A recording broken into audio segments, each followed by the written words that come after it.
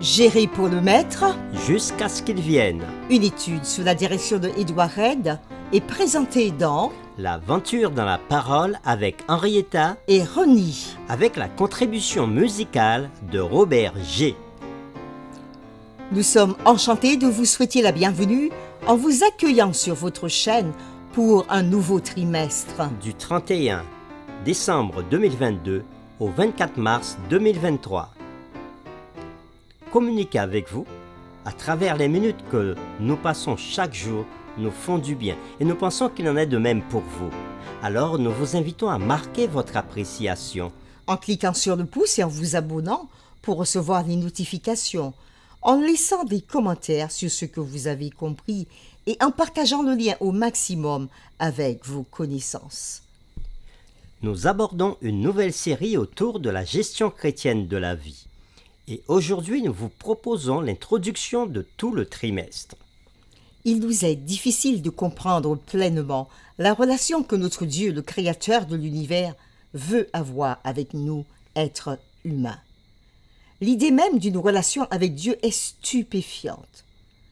Dans 1 Jean chapitre 3, le verset 1, il est dit « Voyez quel amour le Père nous a témoigné pour que nous soyons appelés enfants de Dieu. » Le commentateur biblique Ellen White écrira ceci. Quel titre humain pouvons-nous avoir ou quelle position supérieure pouvons-nous occuper qui puisse égaler le fait d'être appelé fils du Dieu infini? Un honneur mondain peut-il égaler cela? Fin de citation. C'est à cause des ténèbres de ce monde, chargés de péché, que nous n'arrivons pas à apprécier pleinement le statut que nous a donné Jésus. Toutefois, si nous ne faisons pas attention, l'attrait du monde nous éloignera de Christ. La parole de Dieu nous informe des tentations et des séductions de Satan. Et il nous est dit, mais ceux qui veulent s'enrichir tombent dans la tentation, dans le piège et dans beaucoup de désirs insensés et pernicieux qui plongent les hommes dans la ruine et la perdition. Car l'amour de l'argent est une racine de tous les maux, et quelques-uns, en étant possédés, se sont égarés loin de la foi et se sont jetés eux-mêmes dans bien des tourments, ce qui nous est dit dans 1 Timothée chapitre 6, les versets 9 et 10. Cependant, le Seigneur nous donne des conseils sur la façon de gagner de l'argent, de l'utiliser à bon escient et de ne pas le laisser être quelque chose qui, comme le dit Paul, peut mener à la ruine et à la perdition. Dans les plus de 2000 versets des Écritures qui portent sur l'argent et les biens, et notre attitude à leur égard, Dieu donne des instructions pratiques sur la façon de vivre au-dessus du stress de la vie et de gérer fidèlement ce qu'il nous a donné.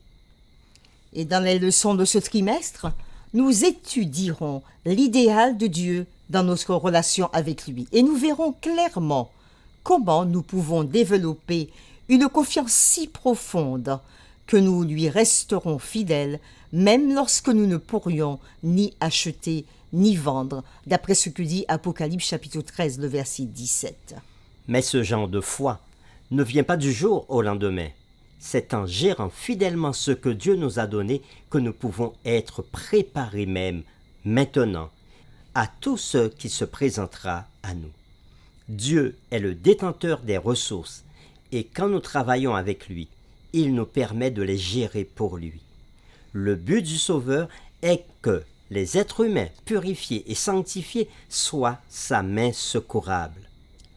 Pour ce grand privilège, rendons grâce à celui qui nous a délivrés de la puissance des ténèbres et nous a transportés dans le royaume du Fils de son amour, en qui nous avons la rédemption, la rémission des péchés, d'après ce qui nous est dit dans Colossiens chapitre 1, les versets 13 à 14. L'exhortation de Dieu à ses enfants par l'intermédiaire du sage Salomon est la suivante. Honore l'Éternel avec les biens et avec les prémices de tout ton revenu. Proverbe chapitre 3, le verset 9. Ce conseil est approprié parce qu'il est digne, notre Seigneur et notre Dieu, de recevoir la gloire et l'honneur et la puissance, car il a créé toutes choses et c'est par sa volonté qu'elles existent et qu'elles ont été créées. Apocalypse chapitre 4, le verset 11. D'un point de vue simplement laïque, nous vivons une période très difficile et stressante. Cependant, notre vision chrétienne du monde nous donne confiance et espérance lorsque nous voyons des signes que Jésus a donnés pour nous faire savoir que le grand point culminant de l'histoire humaine, sa seconde venue, est très proche, même à la porte. Nous prions pour que ces leçons pratiques approfondissent notre foi et notre confiance en Dieu et nous encouragent à être des économes fidèles pour Christ. Voici les différentes séries qui nous seront proposées ce trimestre. Série 1, membres de la famille de Dieu. Série 2, les alliances de Dieu avec nous. Série 3, le contrat de la dîme. Série 4, des offrandes pour Jésus. Série 5, faire face à la dette. Série 6, amasser un trésor au ciel. Série 7, à l'un de ses plus petits. Série 8, planifier pour réussir. Série 9, gardez-vous de la convoitise. Série 10, donner en retour.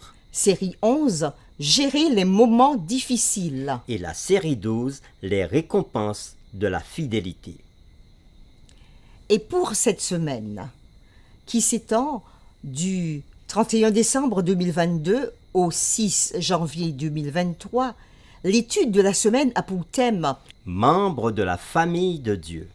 Les lectures de la semaine concernent les chapitres suivants, Galates chapitre 3, le verset 26 et 29, Psaume 50, versets 10 à 12, 1 Chronique chapitre 29, versets 13 et 14, Philippiens chapitre 4, verset 19, 1 Jean 5, verset 3, et Matthieu chapitre 6, les versets 19 à 21.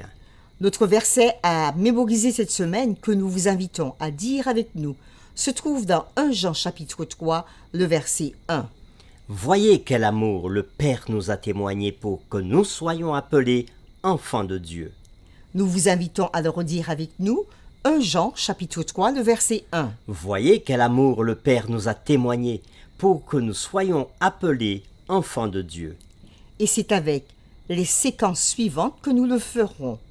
Dimanche 1er janvier, nous faisons partie de la famille de Dieu. Lundi 2 janvier, toutes choses appartiennent à Dieu. Mardi 3 janvier, ressources disponibles pour la famille de Dieu. Mercredi 4 janvier, les responsabilités des membres de la famille de Dieu. Jeudi 5 janvier, trésor au ciel. Et le vendredi 6 janvier, comme d'habitude, nous ferons un résumé et des réflexions avancées sur le sujet traité durant la semaine. Et pour cette semaine, l'introduction nous dit « En tant que chrétien, l'une des caractéristiques les plus merveilleuses de notre relation avec Dieu est qu'il nous fait confiance pour nous confier ses affaires sur la terre. » Au tout début de l'histoire humaine, Dieu avait explicitement délégué Adam et Ève le soin personnel d'une création sans faille. De l'ordre de nommer les animaux à l'entretien du jardin et au devoir de multiplier et de remplir la terre, Dieu fit savoir que nous devons travailler en son nom. Il nous a aussi bénis avec des ressources, mais il nous en a confié la gestion. Par exemple, le fait de percevoir de l'argent, écrire les chèques, faire des transferts électroniques, faire des budgets ou apporter nos dîmes et nos offrandes à l'Église. Dieu nous encourage à dépenser les ressources qu'il nous a données pour nos propres besoins, pour les besoins des autres et pour l'avancement de son œuvre.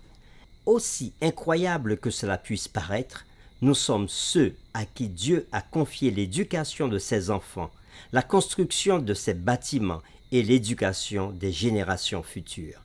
Et c'est pour cela que les réflexions de cette semaine exploreront les privilèges et les responsabilités de faire partie de la famille de Dieu. Nous vous invitons à prier avec nous. Seigneur, tu nous donnes un nouveau trimestre afin de pouvoir explorer un autre aspect de ta volonté pour les hommes. Merci pour la gestion chrétienne de la vie. Merci parce que dans ta parole, tu nous permets de comprendre qu'il nous faut pouvoir gérer tout ce que nous possédons, tout ce que nous recevons pour toi, pour que ta gloire puisse éclater dans ce monde et que d'autres se donnent à toi et apprennent à te connaître. Merci de nous accompagner tout au long de ce trimestre d'études et de nous accorder de faire ta volonté selon ce que tu as décidé pour nous. Nous t'avons prié au nom de Jésus. Amen.